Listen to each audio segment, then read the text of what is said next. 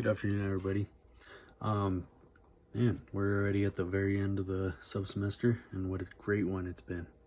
How I see myself contributing to the growth of the counseling field is in breaking the stigma, even amongst the Christian church, of anytime that you visit a counselor or you partake in counseling, there's this connotation of that there's something wrong with you.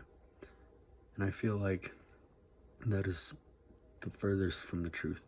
Shoot, one of the lead pastors at my church, he visits a counselor once a month, and he does it just so that he could decompress everything that's going on in his life, and that he can go through it and process it in a healthy way.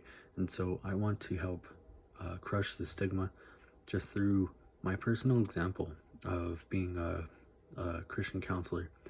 Because at the end of the day, after all the theories, after all the studying and all the research, it all comes down to a conversation, and we can only represent the field of counseling through how we counsel and through each session that we partake in. And so to answer the second question, I feel like the most meaningful activity for me was in formulating a self-care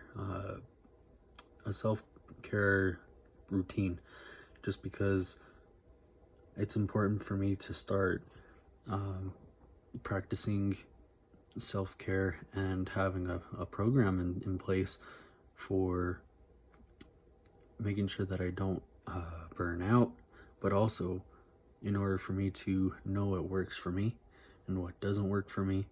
And then also in that way I can also relate to the client, because if we are asked for guidance and for an input of various different routines that they can put into their self-care routine to become better, we would know what works for us, and so what we would be able to give better advice on what might work best for them. Awesome. Thank you for a great semester, and I wish you all the best.